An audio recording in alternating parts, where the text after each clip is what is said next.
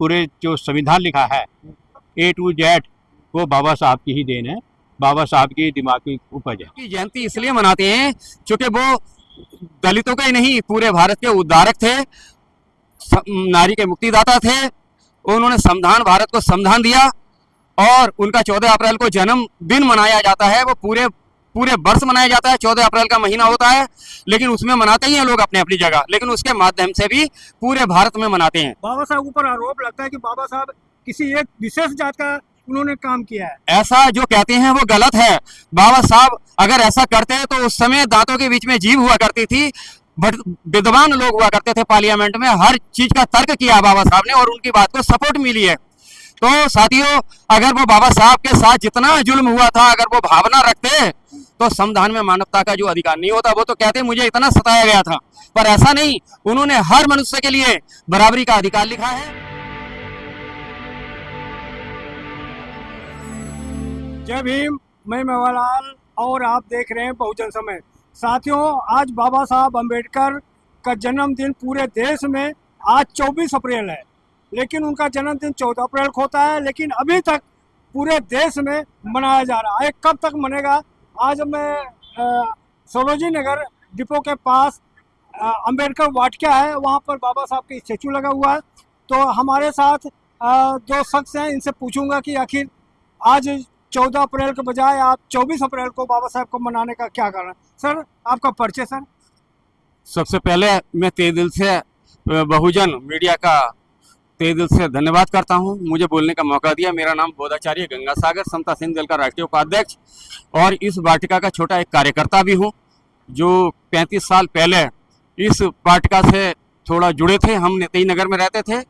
यहाँ पर हमारे हजारों साथी जगह जगह के क्वार्टरों में रहते थे, जगह छोटी होती थी।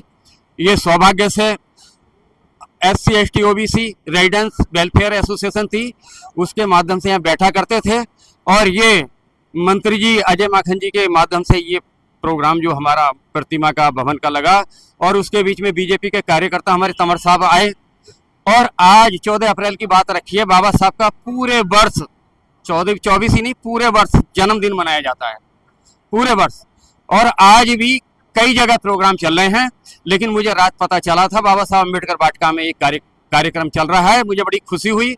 और ये हमारे दीपक कुमार गौतम जी का मैं तहे दिल से धन्यवाद करता हूं, जिन्होंने बुद्ध विहार की छत और ये जो बाथरूम वगैरह बना हुआ है सरकारी, ये उनके सहयोग से, उनके माध्यम से बना।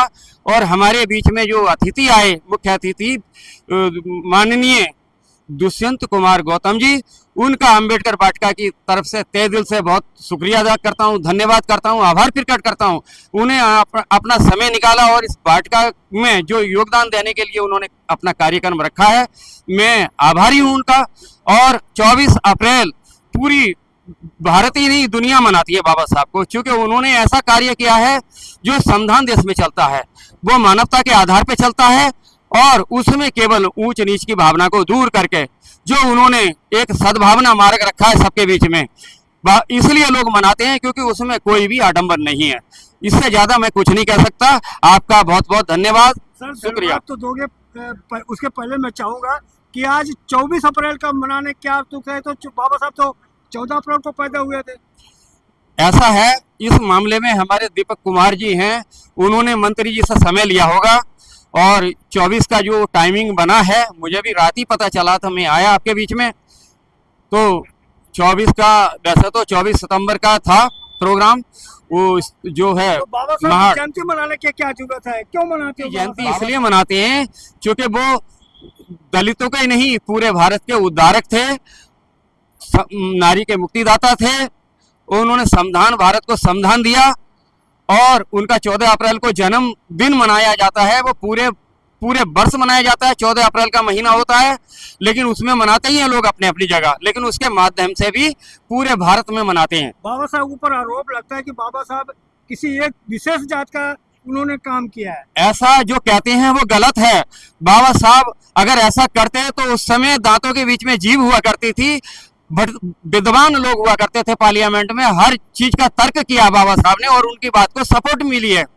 तो साथियों, अगर वो बाबा साहब के साथ जितना जुल्म हुआ था, अगर वो भावना रखते तो संविधान में मानवता का जो अधिकार नहीं होता, वो तो कहते हैं मुझे इतना सताया गया था, पर ऐसा नहीं, उन्होंने हर मनुष्य के लिए बराबरी का अधिकार लिखा है। और वो जो संविधान देश में चलता है, जिससे राष्ट्रपति प्रधानमंत्री जो सिस्टम से चलता है, वो हमारा भारत का ही संविधान है। बाकी देशों में उलट पलट होती रहती है। आपने देखा होगा पाकिस्तान का हाल, पश्चिम बंगाल का हाल जो है उसमें उठक पटक है, लेकिन हमारे भारत के अंदर कोई भी सरकार होती है लेकिन बाबा साहब को विचारों से चलती है, और बाबा साहब सबके लिए कार्य करे हैं।